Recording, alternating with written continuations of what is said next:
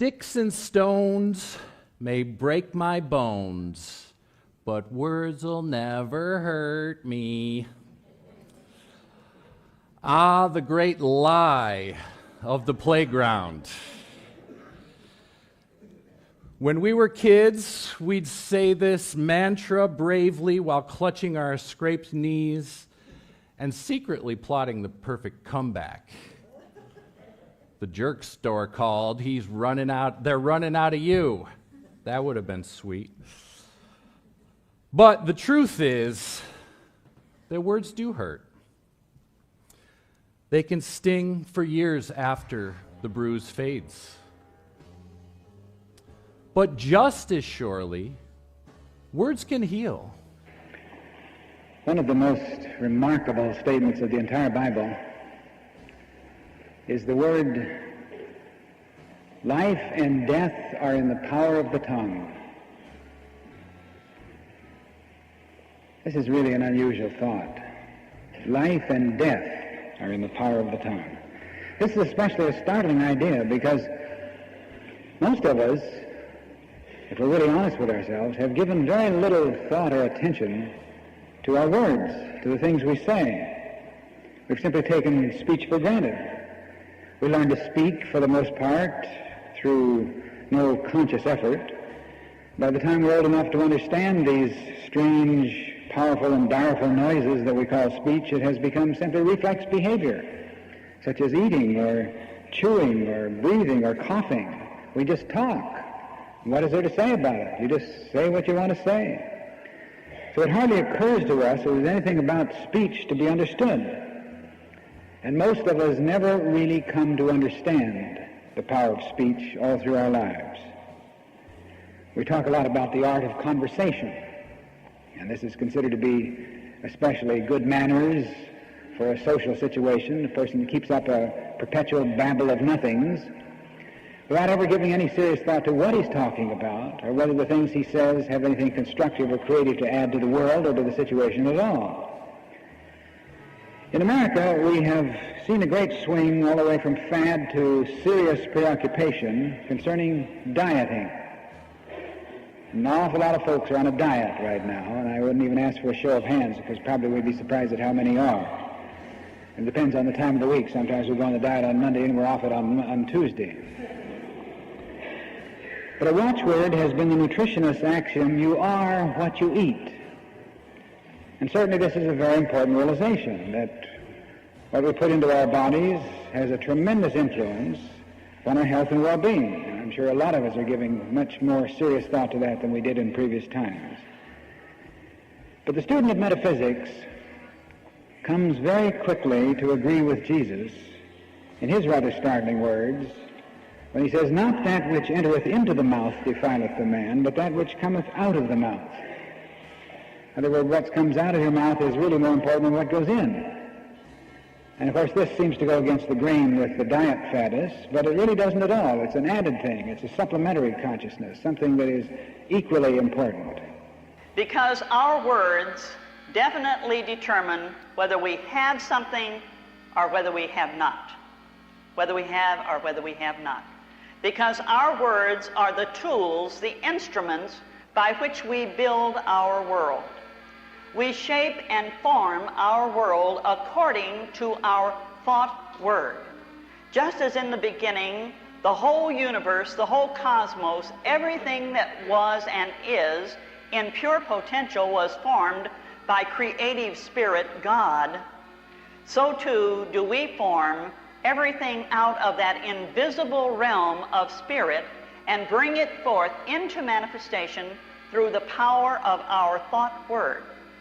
We understand the law, and the law is as in mind, so in manifestation, as in heaven, so in earth, and that we are building our world through the power of our thought word. Whenever we think a thought, we shape it and form it into a word, and I think a lot of people don't realize this. I think they think that, oh, I can just think all of these thoughts I want to, and they're not going to accomplish anything. But every word that we think is formative. Now, some of them are more formative than others because we invest more feeling in them. We invest more energy in them. And the more energy or feeling that we invest in a thought, the more rapidly it manifests in our world. So it's very important to realize that every thought is formative, some thoughts more than others because we invest more of that living energy of spirit in them, and they come forth more rapidly into a manifestation in our world.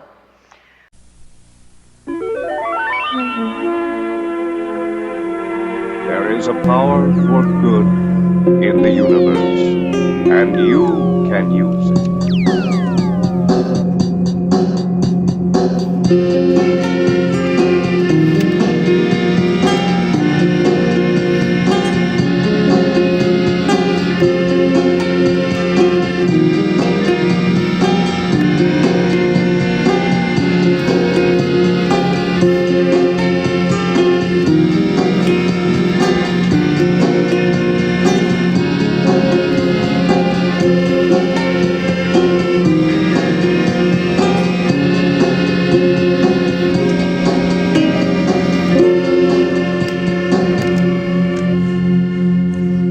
Welcome to the Science of Spiritual Reality with me, Mitchell K. Jones. Gracious words are a honeycomb, sweet to the soul and healing to the bones. Proverbs 16, verse 24. Together, let's say, I deny the power of untrue, unnecessary, or unkind words to influence my life. And the affirmation, the living Word of God speaks through me in truth, necessity, and kindness. Really important. So we might better, or at least also, engage in a diet or a fast from negative words. And that's probably a little more difficult than a fast from carbohydrates and sweets and various other things that we're trying to cut down on.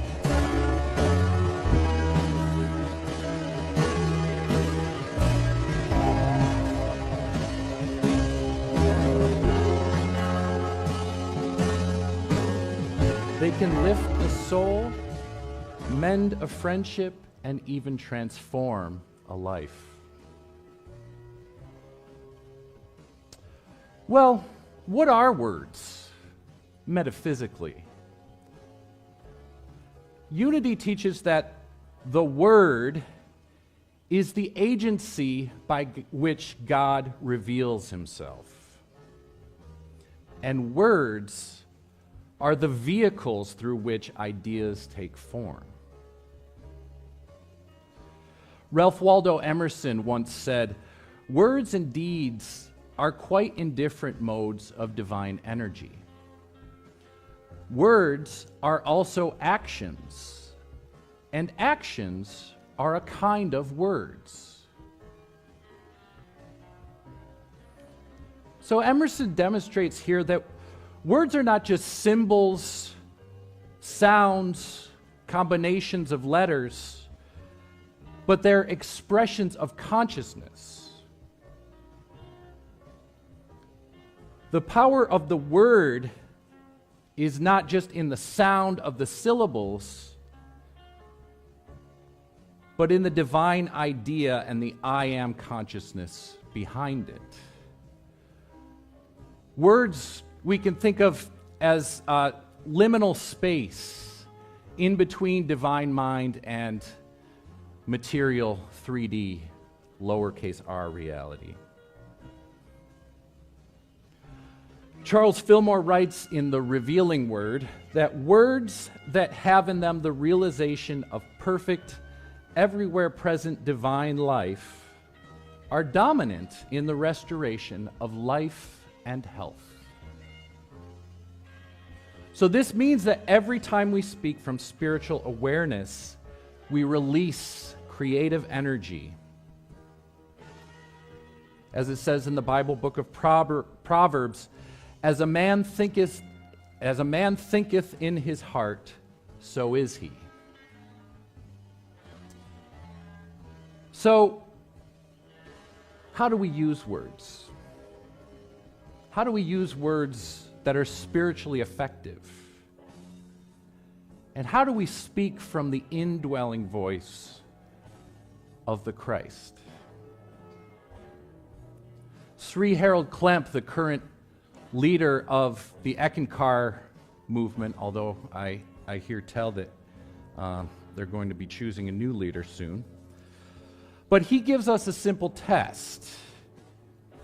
Is it true? Is it necessary? Is it kind? And if you don't remember anything else from this lesson today, remember those three questions. Is it true? Is it necessary? Is it kind? To know if it was my inner guidance leading me or my mind. And there's this principle in Eckankar that I've heard since I was a child, which is before you say something, stop and think, is it true, necessary, and kind?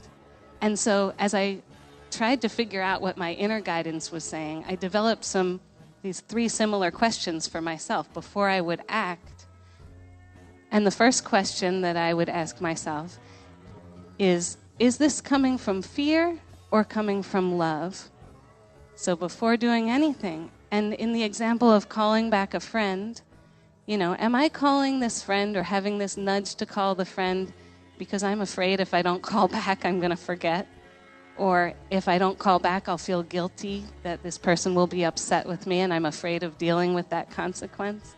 Or am I calling because I love talking to them and I'm really in the mood for a good conversation? And if I wasn't in the mood for a good conversation, I wouldn't call, as hard as it may be. It was a shift in behavior for me. And that brings me to the second question I would ask myself, which is it the harder thing? And I found for myself that my journey towards figuring out the more spiritually aligned thing was typically the harder action for me to take, because it required me to shift my normal way of operating, to change how I was being, maybe face a fear, step out of a comfort zone. So my first step was, is it coming from fear or love? The second step was, is it the harder thing? And the third question I would ask myself is, have I been patient? Because I realized that I'd get in these scenarios where I'm sitting there thinking for days, I'd say, I don't know, I just don't know what the right thing is, I don't know. And then it dawned on me, that's because I'm not supposed to know. It's not a mental answer. I'm supposed to feel it. And if I don't feel it yet, I need to be patient until I do. And so following these three questions for myself before I took action helped me start to align with what my true inner guidance was saying. Those were sort of my principles, and they led me through this journey over 3 months when I did this so intentionally in my quest to become an expert. So this experience for me taught me that inner guidance for me is always present and can be present as an outer guide. But I need to have the discipline, the self-discipline to listen, to pay attention to what's going on, and just this awareness. And that takes so much work for me. It is a constant checking in. And that's something that I think is part of the spiritual journey for many of us, is keeping track of that and remembering to oh, wait a second, let me shift back and follow the guide and get my ego out of the way and my emotions and my mind so that I can really follow and see what's next. If we run every word through that filter, the world, and probably social media, would be a much, much holier place. So in every conversation, every affirmation, every thought that we give voice to, we are shaping the atmosphere of our world.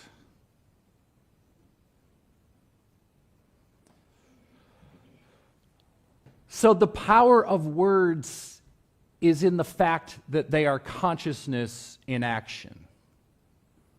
Remember, Emerson said, words are a kind of actions, and actions are a kind of words. Unity metaphysics teaches us that all conditions of life stem from thinking. as it says in Jesus Christ heals, our ills are simply failure to adjust our minds to divine mind. So when mind is brought into alignment with truth, then our wholeness is restored. This is a mental and spiritual process, and the Word is the instrument in this process. Again, the revealing Word states, as spiritual faith quickens us, our Word becomes charged with power. So a consciously spoken word rooted in divine intention carries tremendous authority and power. Faith is strengthened as you speak your word. Every time your consciousness hears words of truth, you are building up your faith. You are strengthening your faith. This is why Charles Fillmore had the faith he had. He built it up by speaking the word. We encourage those who pray with us to speak words of truth not just once, but many times every day. I think some persons say a prayer once and then put it aside saying, "Oh, I did that and it didn't work." We have to be persistent and keep building in a consciousness of But truth. a mechanical word has little power, while a word spoken with spiritual realization has the power to heal even at a distance. This is why Jesus spoke the word with authority. He said, "Thou art made whole." And his conviction carried this energy of truth. And the body responded. The person was healed.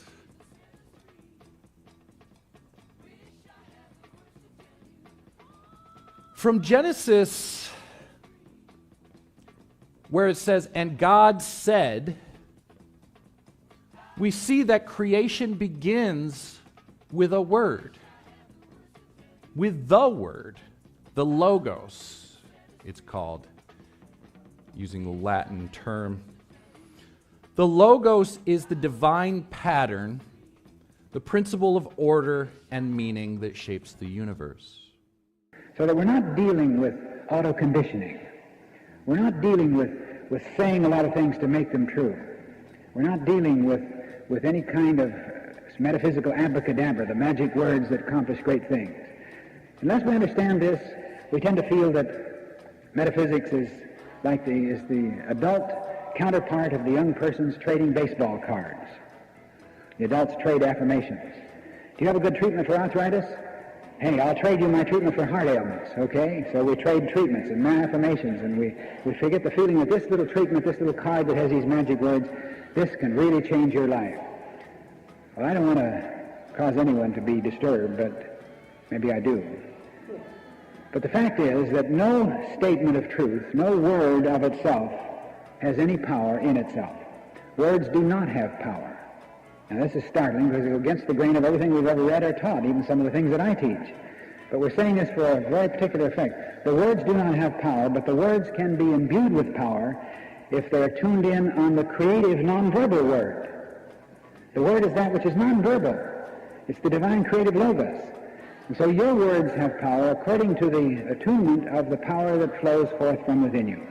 So the affirmation doesn't have the power. But there's no point in taking this affirmation, saying it over and over and over and over again, and something's going to happen.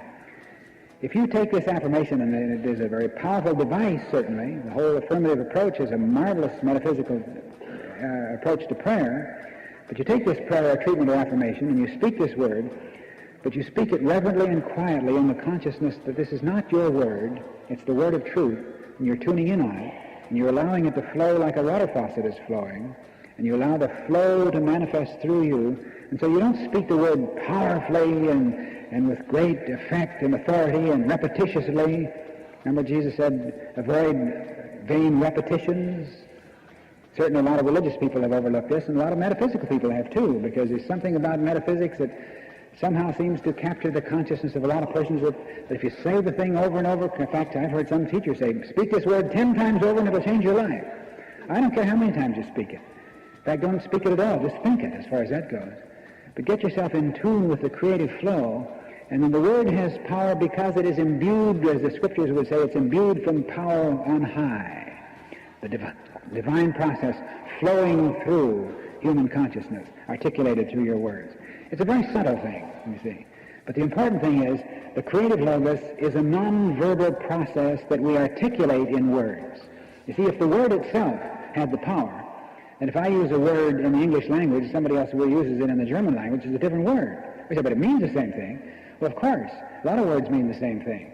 So we're not dealing with the word, we're dealing with the consciousness which we project into the words that have meaning to us. So the particular phrase or statement will work for you that won't even have any effect upon someone else, because you're thinking something separate and distinct and different when you use it. Charles Fillmore writes again that the logos is the law of mind action. God's thought taking form through divine ideas. So because we are made in God's image, we are divine beings having a human experience, the logos reaches its later stage in us, expressed through conscious speech, truthful, necessary, and kind speech. We are co-creators.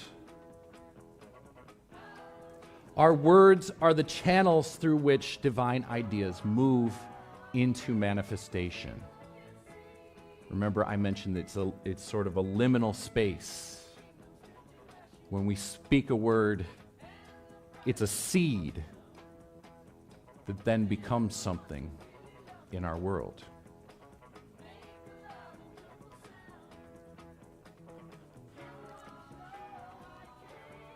Every affirmation is a seed, Fillmore says. What we speak with conviction sets spiritual law in motion.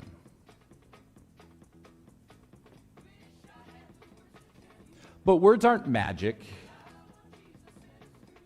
They work because of natural laws, the law of mind action, because of consciousness. Jesus called empty repetition vain words, unnecessary. But a word spoken from the heart in awareness of God's presence is alive with power. Siddhartha Gautama, the Buddha, also said, in alignment with this idea, better than 1,000 useless words is one useful word, hearing which one attains peace.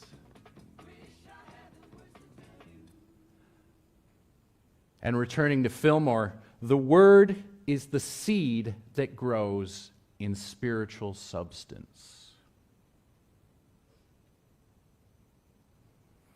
Fillmore even taught that spoken words can affect the atoms of the body and also influence the energy around us.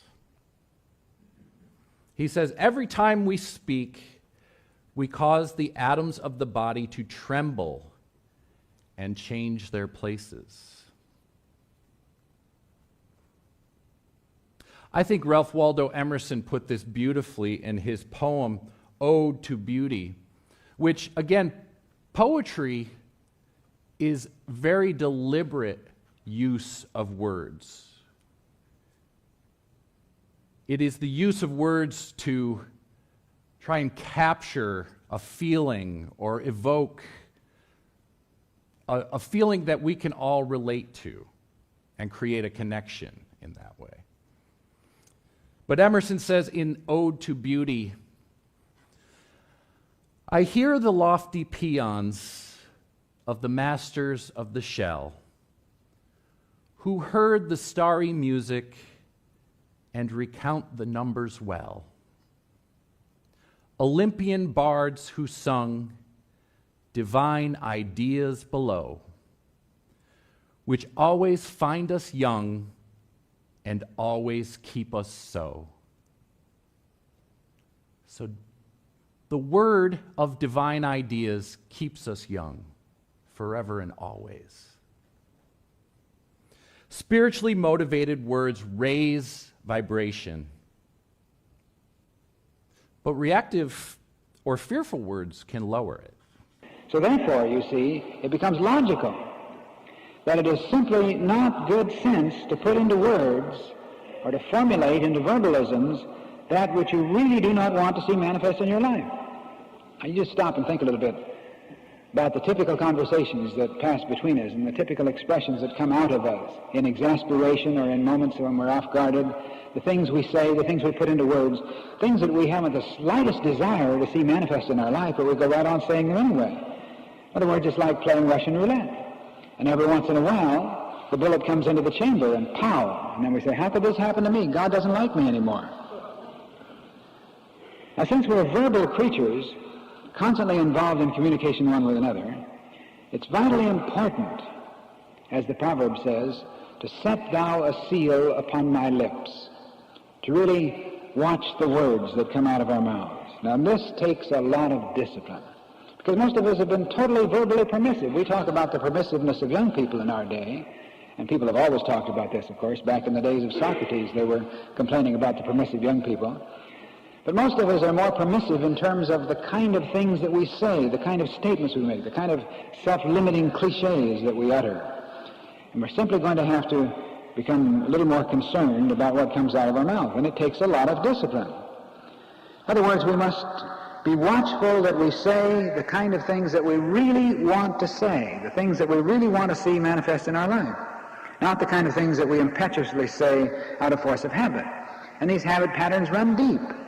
Most of us have a long list of cliches and habit patterns of speech that we utter over and over and over again. If we could take a tape recorder of listening to ourselves during one day, we would be shocked if we would really objectively analyze the kind of words that we're expressing in terms of the positive power of words.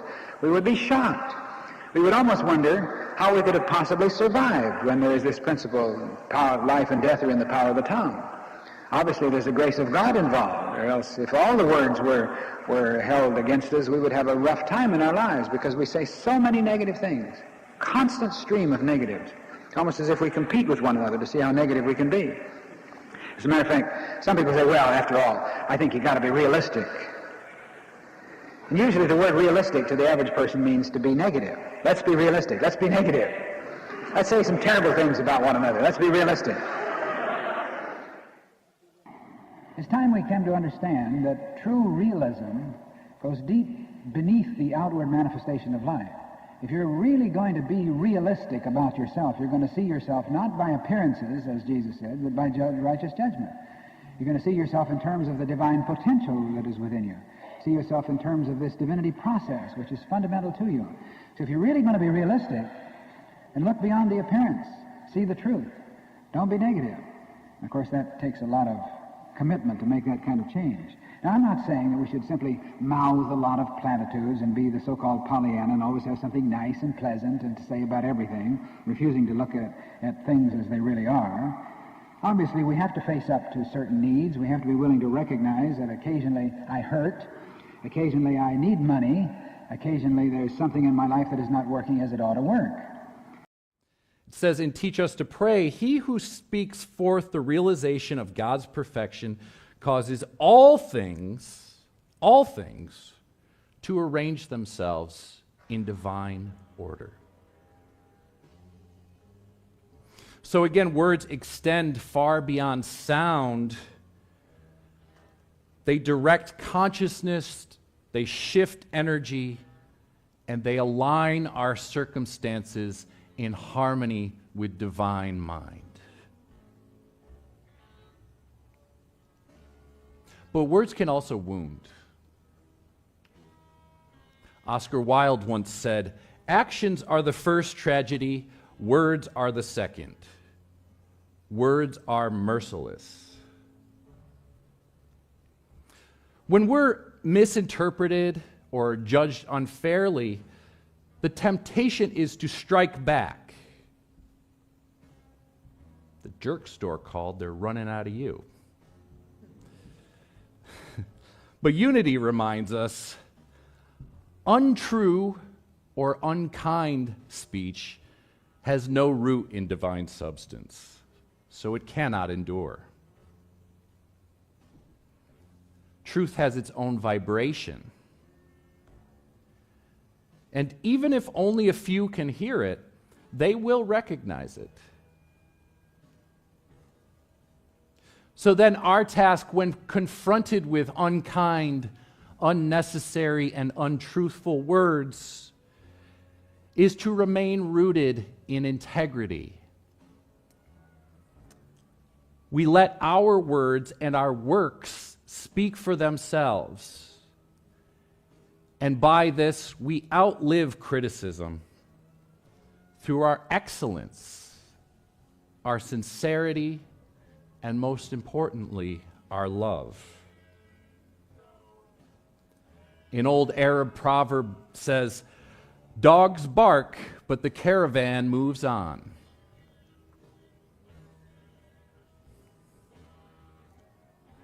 No shame to dogs. I love dogs. But so does the word of truth.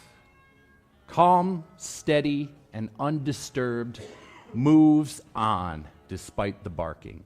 So a good rule that I use, and many of you have heard me express this so often, is let something good be said. In other words, no matter what else you may be required to say, let something good be said. Let something of the God principle, something of the creative logos, something of the one be articulated so that you can keep your flow and keep your so-called realistic appraisal of things, at least in the spiritual realism that keeps you related and in focus with this divine process. And one of the ways that you can turn your expression from negative to positive is to accept your responsibility in achieving the good you desire.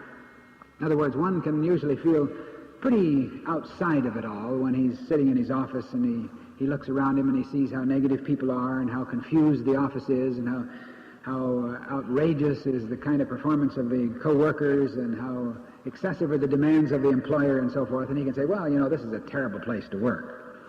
And he can say this as if he's on the outside looking in, you see. But the important thing is to accept your responsibility in such a situation. For instance, if there's a lot of tension, a lot of pressure, and a lot of bickering and a lot of unproductiveness in your place of work, you are there. You're a part of it. And so, as we say so often, you make the difference, or you can. Let it begin with you. Let the answer begin to unfold through your consciousness. So let's be realistic. But let's be realistic in the sense that if this is ever going to change, it has to start somewhere, and it might as well start through a change in my consciousness, in my attitudes. This is true whether it's in your office, or whether it's talking about the world, or the crime of the city, or the confusion in neighborhoods, or whatever. Let it begin with you. So how do we apply this in our lives? How do we use this creative power wisely, with divine wisdom, which is one of our divinely given powers? Again, Sri Harold Klemp of Eckankar gave this threefold test which offers a beautiful answer. Before we speak, we should ask ourselves, is it true? Does it reflect the light of spirit rather than the darkness of fear? Is it necessary?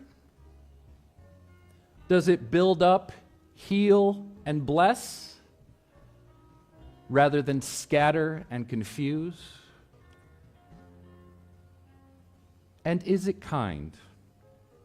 Does it carry the vibration of love, which is the essence of God?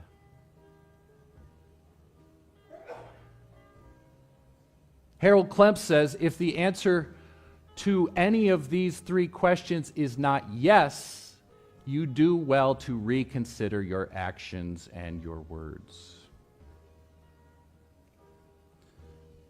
But when we say yes to all three, our words become channels of the Logos itself. Our words then have the power to bless our bodies, our relationships, and our world, and raise the vibration to a higher level. Fillmore wrote again that every time we speak, we cause the atoms of the body to tremble and change their places.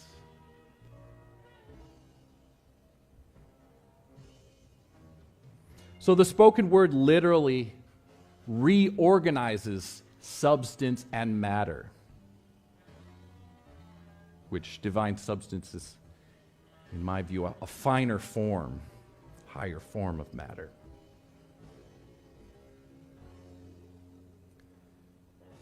When we speak with the conviction of divine perfection,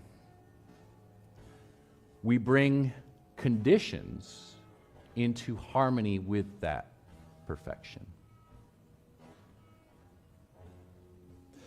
So let us speak life and not limitation. Let us speak peace and not conflict. Let there be peace on earth. Let it begin with me. Let us affirm that the same creative word which spoke the universe into being is speaking through us now. And I'd like to conclude with some affirmations. If you are comfortable, repeat after me and let us affirm together. The living word of God speaks through me.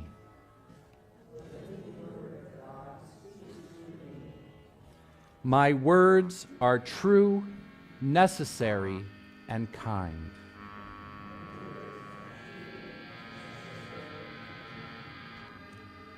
They bless, heal, and uplift all who hear them.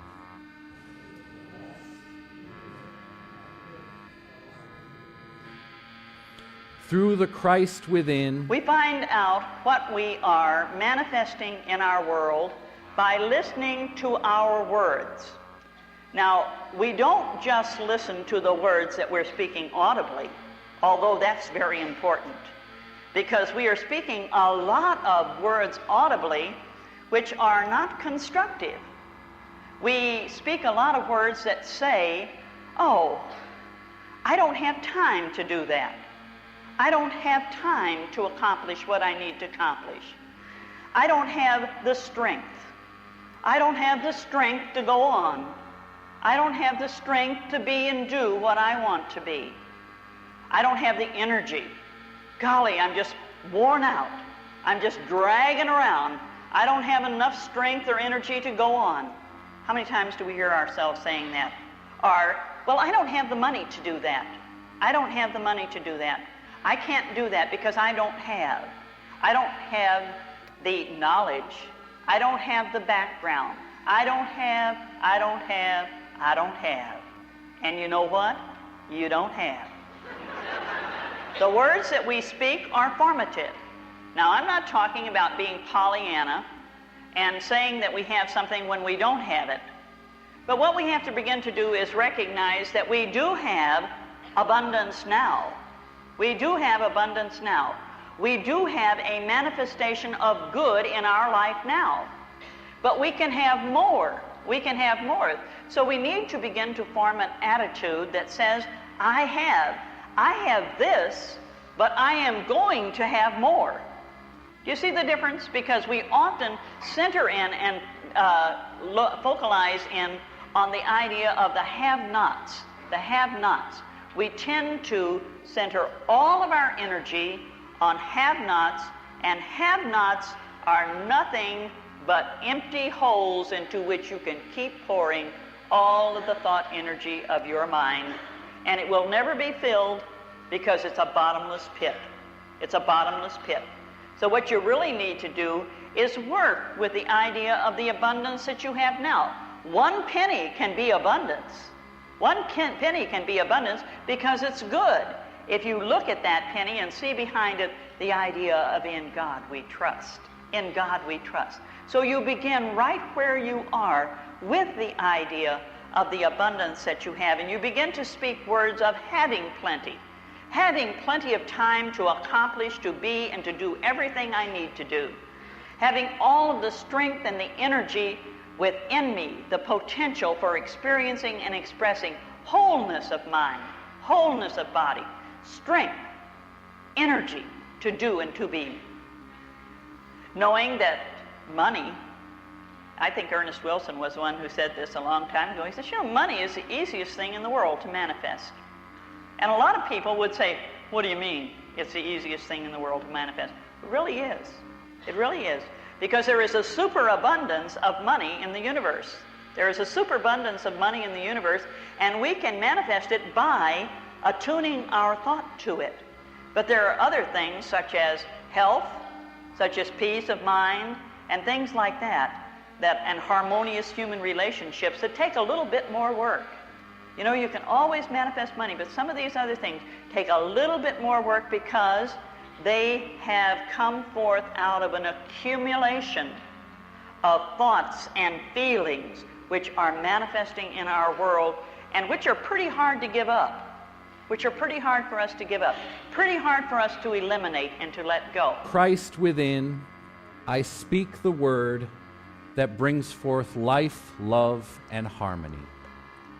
Through the Christ within, I speak the word that brings forth life, love, and harmony.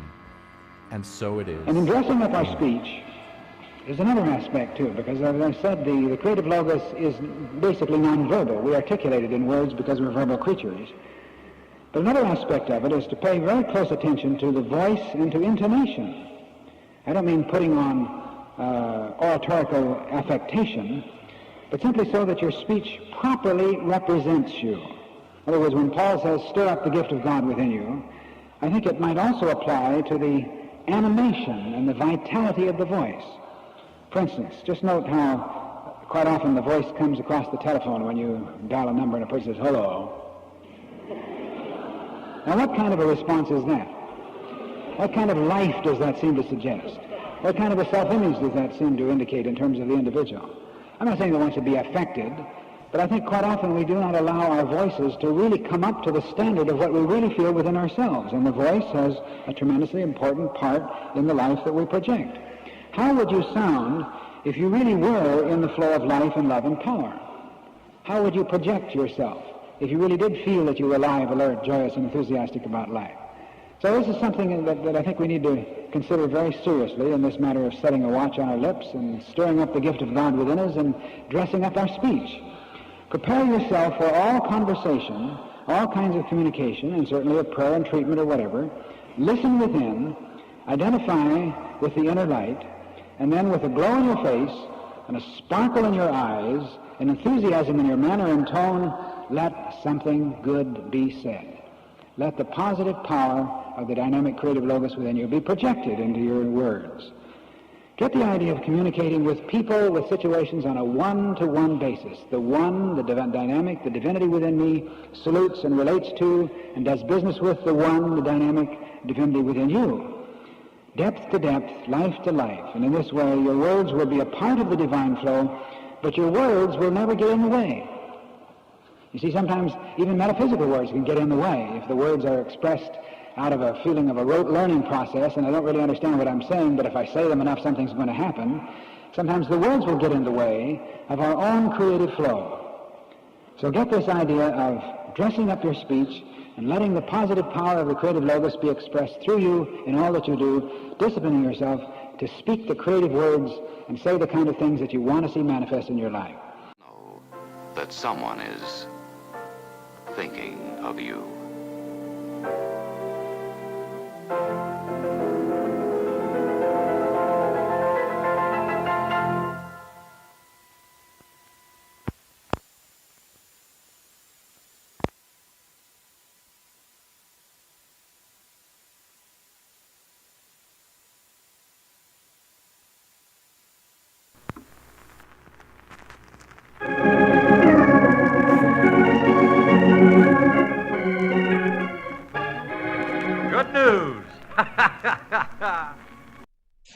Welcome to Good News, the part of the program where we share positive news stories from the nation and around the world.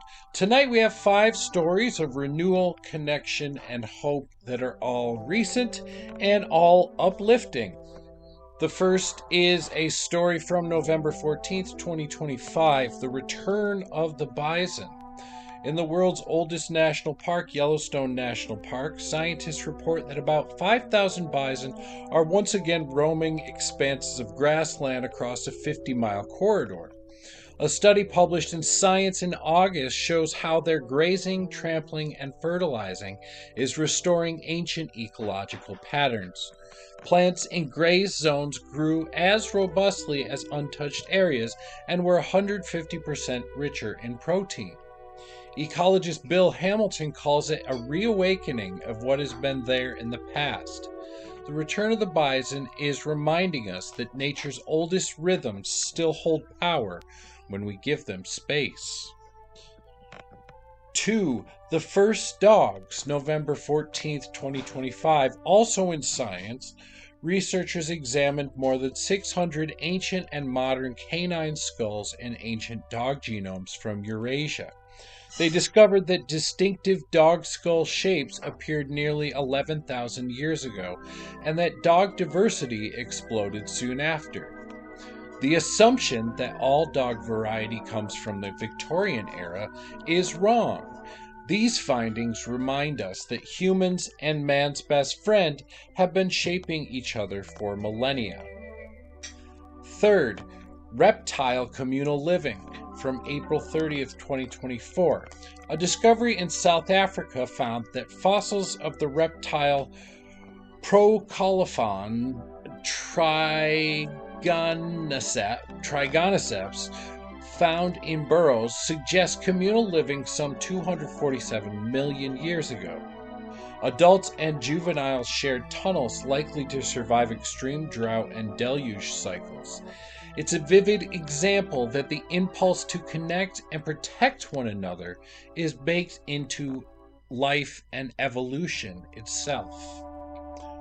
4. Intentional communities from 2025. As loneliness has risen and housing costs have climbed, more people are turning to intentional communities, shared houses, co-housing estates, communal meals, and collective support. In London, food writer Rosie Kellett lives with 6 housemates in a converted warehouse and calls it family. In Wisconsin, a co-housing estate brings together families, retirees, and young adults under one community roof. Such living arrangements challenge the idea that success means living alone and show that sharing life can mean richer life. 5. Bible sales rise in America, 2025.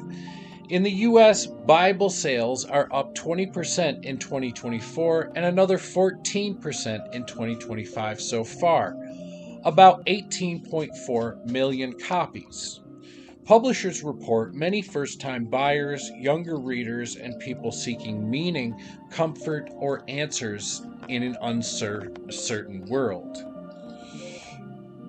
While affiliation data is mixed, what's clear is this: millions are turning the page towards something deeper. Bison restoring ecosystems, dogs shaping culture for millions of years, reptiles living communal lives millions of years ago, humans today choosing connection and spiritual search. Each story, different in scale and time, says the same thing: that life thrives when we reconnect to the earth and to each other, and also to something greater than ourselves. Let us hold this vision as already accomplished, that harmony is a living current within us now, waiting only for our recognition to flow into form. This has been Good News. Stay aware, stay radiant, and watch as the world faithfully reflects the good you dare to embody. Amen.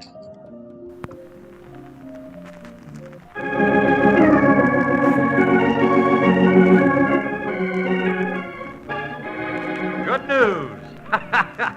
God is my help in every need. God does my every hunger feed. God walks beside me, guides my way through every moment of the day. I now am wise, I now am true, patient, kind, and loving too.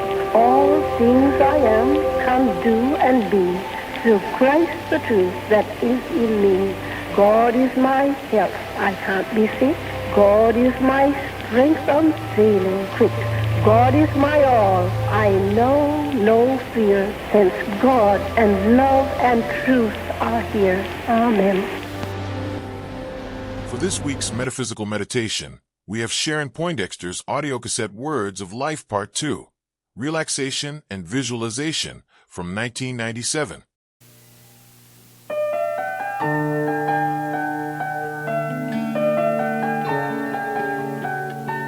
Visualization may have been something that you've been doing, but perhaps you've called it meditation. What I want you to do is to begin to make the distinction right now between visualizing and meditating. This side of the tape, we're going to relax deeply, and I'm going to guide you in a visualization so that you can learn to use the imagination in a much more expansive way. But we'll relax first. That's the most important thing. When we relax, we put our mind and our body at ease. And doing that allows us to tap in to that indwelling source of healing. That source is spirit. It is that one presence and power that we talked about in the lesson tape. It is also the immune system. If you are challenged in your mind or your body, you may need to look at the ways in which you want to strengthen your immune system. Loving yourself, concentrating on doing loving things for yourself will be important things to do. Staying in a beautiful environment, creating lovely things will be something else that will help you establish support for your immune system. But these two things that we're going to do on this tape are extremely important to developing and maintaining a healthy immune system. The healthier your immune system, the more likely you're going to be able to support quality living and health. And that, of course, is our goal in both Yes to Life, the Healing Circle, our spiritual program of renewal, and in Words of Life, the tape series that allows you to work privately in your own home to become more knowledgeable about what you can do to support your own health and healing. So I invite you to take a deep breath with me right now as we begin our entrance into this exercise of relaxing and visualizing.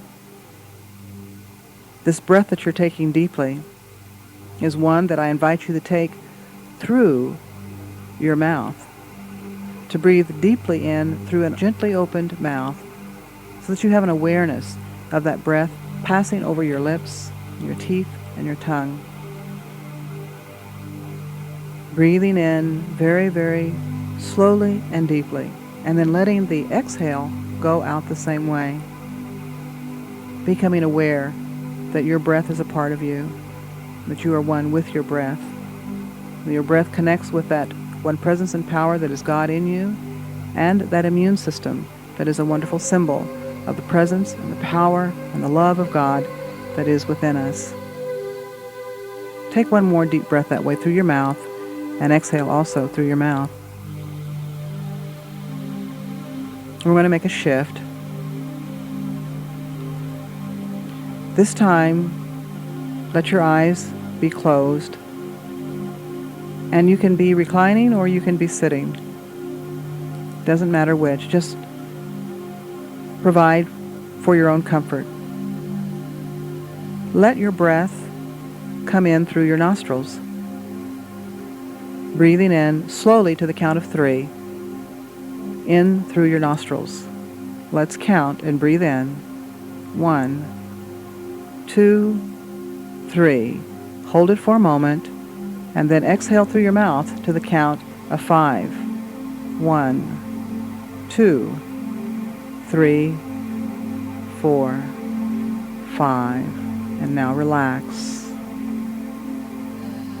Breathe in again through your nostrils to the count of 3. 1, 2, and 3. Pausing for a moment. And then letting that breath go out through your mouth to the count of 5. 1, 2, 3, 4, 5, and now rest.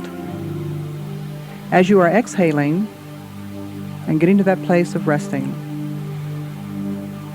you can take the next step of relaxing. As you're breathing in through your nostrils, let your attention be at the top of your head. Breathing in the breath through your nostrils, again to the count of 3. And then as you exhale, speak the words relax and let go. Relax and let go. So that the scalp is responding to your command to relax and let go. So now I will guide you through this relaxation. You stay in charge of your breathing, and I'll direct your attention from the top of your head to the bottoms of your feet. Remember to breathe in through your nostrils to the count of 3, and exhaling through your mouth to the count of 5.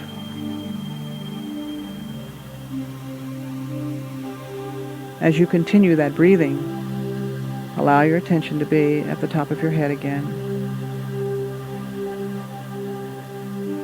Now relax. Let go. Feel the skin on your scalp tingling as you relax.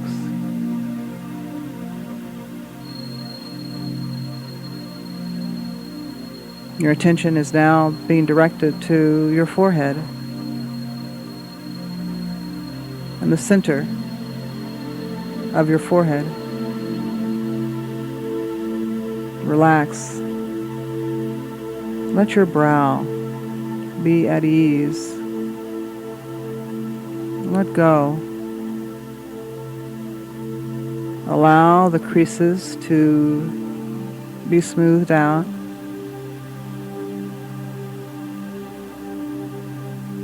It's as though they're melting away into the skin. And then your cheekbones are also wanting that experience of tingling relaxation. And as you continue your deep breathing in through your nose and out through your mouth, command your cheekbones to relax and let go, to be at ease, to be at peace in their place.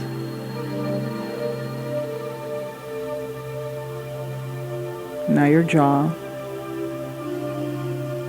Let your jaw drop. You're in the privacy of your own home.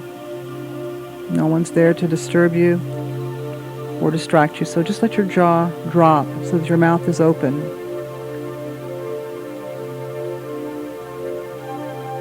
Notice what tension you have carried in your jaw as you allow it to relax.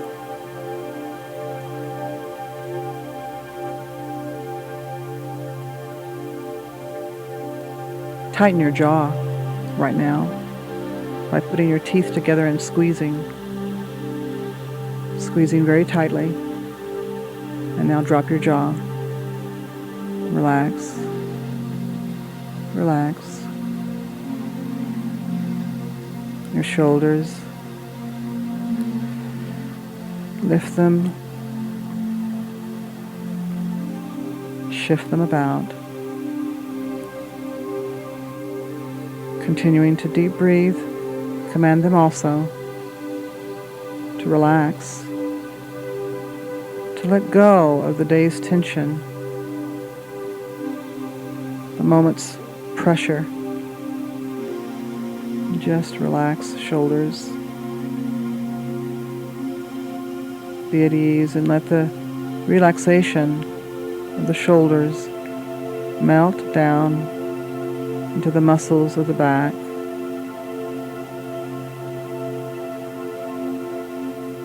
Forearm, all down through your arms, relaxing. letting go, feeling the tingling sensation of being at ease. Squeeze your hands together into a fist, tightly, very tightly. Now, quickly release your hands. Open them wide. Relax. Squeeze them together again, firmly, tightly. Relax them quickly. As you're breathing in and out, let the palms be wide open.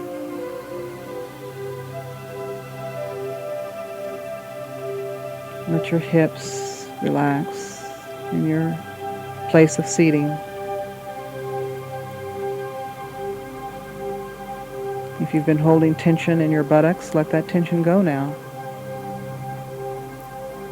There's no need for you to work hard at sitting in your chair or your sofa or your couch, reclining on your bed. Just relax. Let the buttocks be at ease so that that relaxed sensation can now move on down into your thighs. Like moving water, warm, soothing, moving, relaxing water through the thighs, down past the knees, easing whatever pain or tension there might be in the knees. And once again, using your divine voice to command that the knees relax, that they let go, that they be at ease. And as the knees are relaxing, that wonderful, relaxed, tingling sensation is able to flow now from the thighs down past the knees and into the calves, where you can tighten those muscles. Release them, tighten, release. And now into your feet. Wonderful sense of relaxation.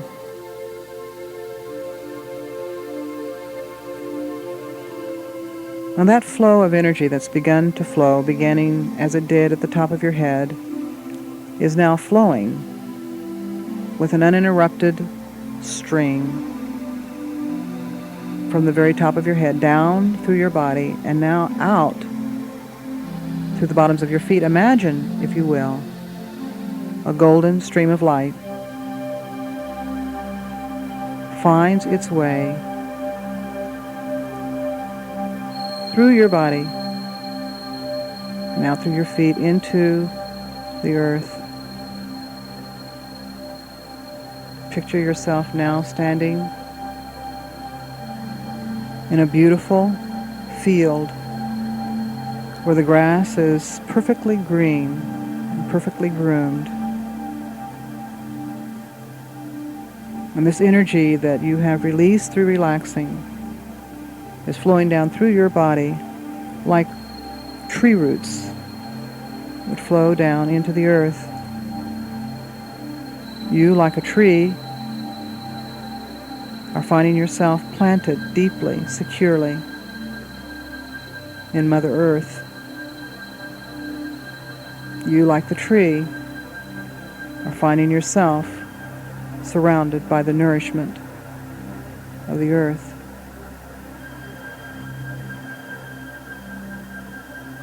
And just stand there. See yourself standing in this glorious, beautiful field. Energy flowing into you, down through you, out through your feet, connecting with the earth and going back up, circulating into the sky and returning to you. Imagine this circle of light of which you are a part.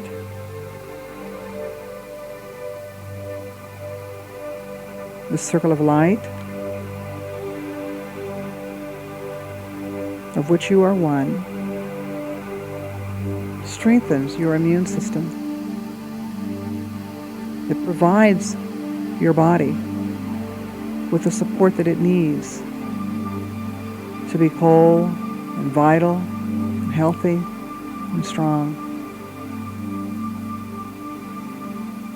As this healing energy is flowing through you, see this golden light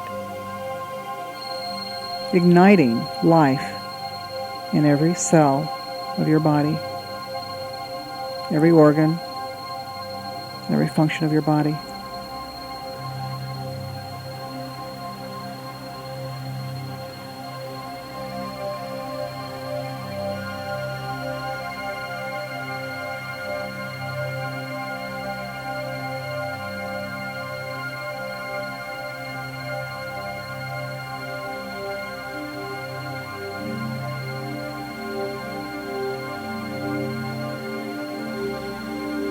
As you relax, this life force flows through you,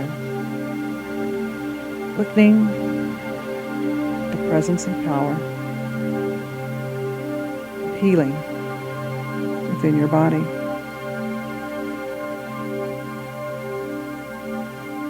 In this relaxed state of consciousness where you are visualizing this circle of light, you can declare for yourself, I relax and let healing happen in my body, in my life. I relax and let healing happen in my body and in my life.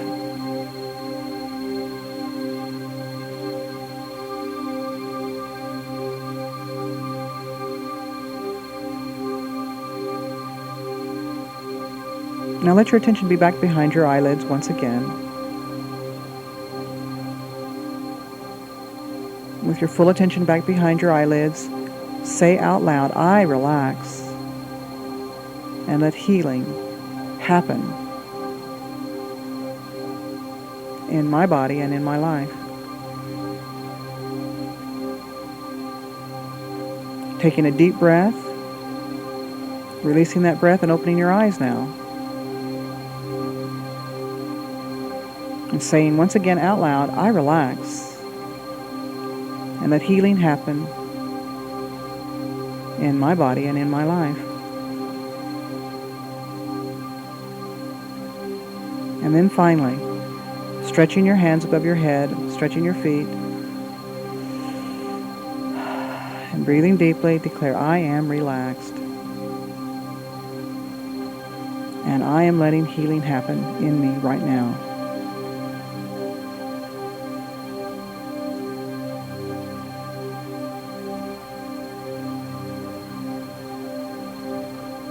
Relaxed.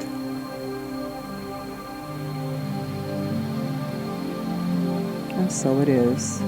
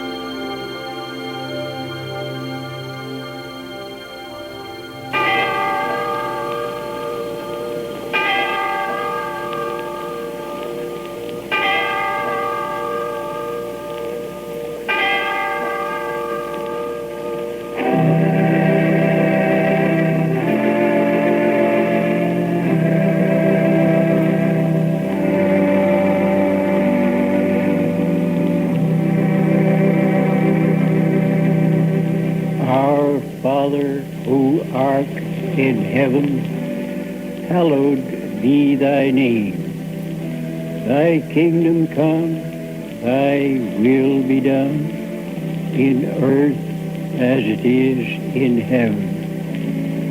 Give us this day our daily bread, and forgive us our debts, as we also have forgiven our debtors. And leave us not in temptation, but deliver us from evil. For thine is the kingdom, and the power, and the glory forever. Amen.